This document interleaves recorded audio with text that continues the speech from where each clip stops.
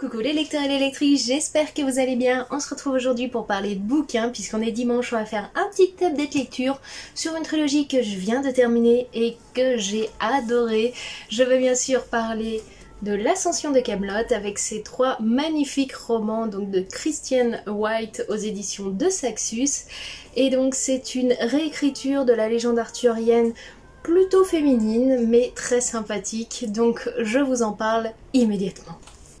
Avant de débuter, je vais vous montrer ces 2 petites beautés de chez De Saxus, puisque comme d'habitude De Saxus font des éditions reliées qui sont juste magnifiques, et donc je vais vous montrer à quoi elles ressemblent dessous et les illustrations qu'il y a à l'intérieur. Attention, c'est parti! Et voici comment sont l'arrière de la couverture. Donc chez De Saxus, toujours aussi magnifique. Ça c'est le dernier tome et ça c'est le tome 2. J'ai pas le tome 1 mais je vous laisse deviner que la couverture est à peu près comme ça. Et à l'intérieur on a toujours une illustration qui représente à nouveau hop, la couverture.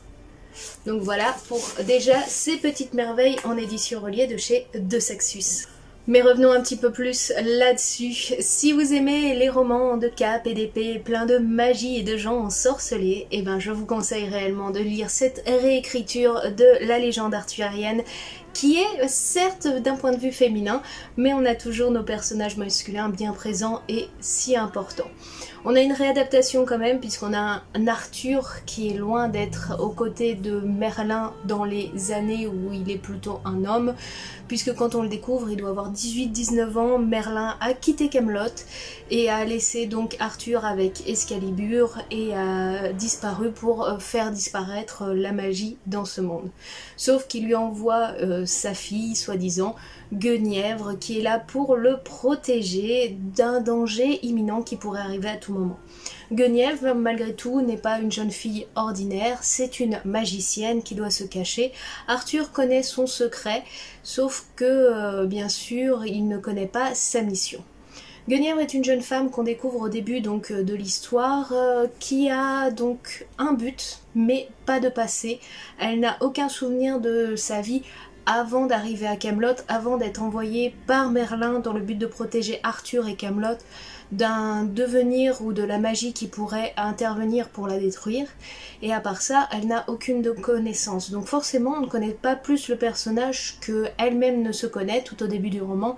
Et c'est marrant à découvrir au début, même si c'est un peu agaçant parce que c'est difficile de s'attacher à un personnage qui n'a pas de racines, qui n'a pas de passé, qui n'a pas de mémoire, qui vient d'être créé tout feu tout flamme dans le début de l'intrigue, et ça par moments c'est quelque peu perturbant, mais plus on avance dans l'histoire, plus notre personnage est en quête de son passé, de ses racines, de pourquoi et comment elle est devenue comme ça et pourquoi elle a été envoyée par Merlin auprès d'Arthur pour protéger Camelot. Et on arrive jusqu'à la fin de cette histoire avec cette évolution et ces révélations qui sont juste sublimes. Donc déjà, petit point bonus, c'est une héroïne pas ordinaire avec une découverte et une évolution au fur et à mesure qu'on fera aux différents tomes avec elle qui est assez intéressant. C'est un personnage aussi tiraillé entre le sens du devoir et autres qui représente Arthur, la protection du peuple, la magnificence, le règne par la justice, etc. Et par la magie, malgré qu'elle soit interdite, ce côté un peu sauvage, fou, de liberté, de pouvoir faire ce qu'on veut et autres grâce à la magie, qu'on doit cacher puisque c'est interdit. Bref, elle est un doux mélange entre les deux et elle sera souvent tiraillée entre son devoir et son but, et cette magie qu'elle excelle en elle, qui fait partie d'elle et qui est si importante et qui va la conduire par moments sur des chemins un peu étranges. Durant l'histoire aussi vous aurez un triangle amoureux, donc il y aura bien sûr comme d'habitude Guenièvre et Arthur, mais pour le 3e personnage je vous laisserai le découvrir. C'est un personnage attachant, il est la 2e possibilité de Guenièvre, il est sa part un peu sauvage aussi, et il va l'accompagner sur une route qu'elle essaye de repousser par-dessus tout, mais qui l'attire de plus en plus au fur et à mesure des romans, et ça c'est intéressant mais sans plus. C'est une romance un peu étrange et une histoire d'amour un peu triste, mais on les apprécie et on voit notre douce Guenièvre évoluer Notre douce et courageuse et très puissante malgré tout Guenièvre évoluait entre ces deux hommes qui l'attirent et à la fois par moments la repoussent. C'est un peu complexe, mais voilà, c'est deux personnalités très importantes d'elles-mêmes que chacun d'eux représente et auxquelles elles s'attachent. Et pourquoi je vous disais donc que cette réécriture de Kaamelott et de la légende du roi Arthur est plutôt féminine, parce que vous allez principalement suivre des personnages féminins. Tout d'abord, notre héroïne, c'est Guenièvre, c'est la reine, c'est celle qui doit protéger Kaamelott d'un danger imminent. Notre ennemi principal, ça sera la fée noire, donc encore un ennemi féminin qui est entouré par mal de tout ce qui est mythologie féminine, genre fée Morgane et autres, donc voilà aussi pour les antagonistes assez puissants et tout aussi féminins. Et bien sûr toute la cour autour de Guenièvre qui est très importante et qui est purement féminine puisque c'est une femme. C'est très rare qu'elle soit entourée d'hommes, déjà parce que ça pourrait amener des histoires par rapport à Arthur etc. Mais on y retrouve beaucoup de personnages qu'on connaît, on y découvre la légende de Tristan et Iseult que j'ai adoré quand je l'ai découvert dans mes lectures et qui là est un peu réécrite d'une certaine manière mais qui est juste fantastique. C'est un livre qui vous ouvre l'esprit sur beaucoup de choses, beaucoup de romances, des façons d'aimer qui peuvent être compliquées selon l'époque, mais si on leur laisse la chance d'évoluer et de se découvrir, peuvent donner de très belles choses, de très grandes choses. C'est aussi la mise en place des femmes dans un monde où les récits les ont oubliées, ou les ont négligées, ou les ont placées à un poste si négligeable que juste femme ou épouse d'eux, etc. Ici on leur donne un pouvoir important, on leur donne une importance capitale dans Kaamelott et dans tout ce qu'elles peuvent accomplir, et combien des fois l'homme peut être si destructeur, homme masculin, hein, et combien des fois si on laisse un petit peu de chance aux femmes, elles peuvent aussi voire autant donner que les hommes. C'est un doux équilibre aussi entre hommes et femmes, ce n'est pas l'idée que si c'était les femmes qui dirigeaient le monde ça serait mieux, ou si c'était les hommes ça serait mieux. Non, il y a un équilibre parfait dans ce roman entre le pouvoir des hommes et des femmes et la construction de chacun recherche pour construire un monde plus juste, plus droit et plus important pour tous, qu'on soit homme ou femme. Pour ma part, si vous avez déjà vu mon update lecture des 2 premiers tomes, mon avis a beaucoup changé avec la lecture du 3e tome, donc c'est pas celui-là, hein, ça c'est le premier tome. Pourquoi? Parce que quand on arrive dans ce dernier tome, on a déjà toutes les révélations sur notre personnage, son histoire, sur tous les autres personnages qui l'entourent et l'importance et l'implication qu'ils peuvent avoir dans l'histoire. Et surtout, quand on arrive au moment de conclure le livre, avec la conclusion qu'en a fait l'autrice, on se dit « Waouh, effectivement, c'est en fait bien réfléchi, bien pensé et bien réécrit » pour que, pour une fois, on laisse une place à d'autres personnages qui ont eux aussi marqué la légende et qui ont été importants pour l'histoire et qui ont une place à prendre qui est aussi tout importante que celle des hommes. Donc oui, si je devais conclure, c'est une réécriture plutôt féminine de la légende arthurienne. On va suivre principalement des femmes.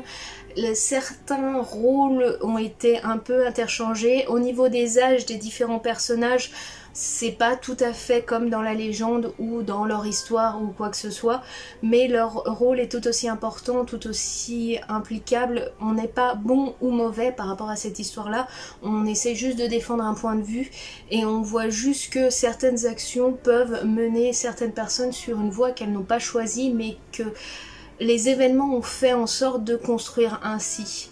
Ça défend autant les personnes qui vont décider de détruire Kaamelott pour retourner à un état un petit peu plus naturel, un peu plus sauvage de ce qu'était le monde avant que Arthur devienne roi et Excalibur ait créé Kaamelott avec Merlin, et ça met aussi en avant beaucoup d'autres choses.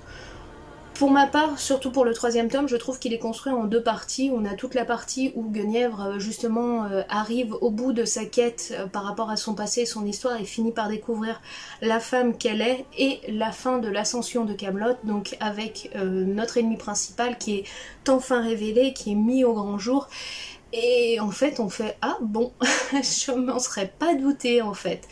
Et tout est une histoire de manipulation du début à la fin, de construction, de créatures autant mythologiques qu'humaines qui essayent de construire un monde bien meilleur pour eux et un rêve qu'ils veulent toucher du doigt quitte à perdre tout ce qu'ils avaient jusqu'ici.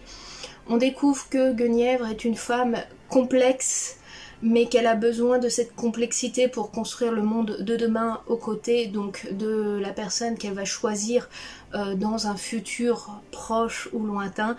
Vous connaissez les légendes, hein, Guenièvre qui va d'un bras d'un autre à un autre par manque d'amour ou par amour passionnel. Ça, tout ça dans cette histoire-là, ça y est aussi, et ça y est d'une certaine façon assez subtile et assez intéressante, donc je vous invite à les découvrir. Comme je vous ai dit, si vous aimez les romans de KPDP, plein de magie et de gens ensorcelés, vous adorerez l'Ascension de Camelot de Christian Wilde, qui est vraiment un super roman, une super écriture, et j'ai passé un excellent moment à lire cette trilogie-là. J'ai aimé le développement, j'ai aimé l'histoire et j'ai adoré les personnages féminins forts qu'elle a construits. Il y a beaucoup de personnages qui sont très attachants, très attentionnés, très importants. Le personnage de Lancelot est fantastique.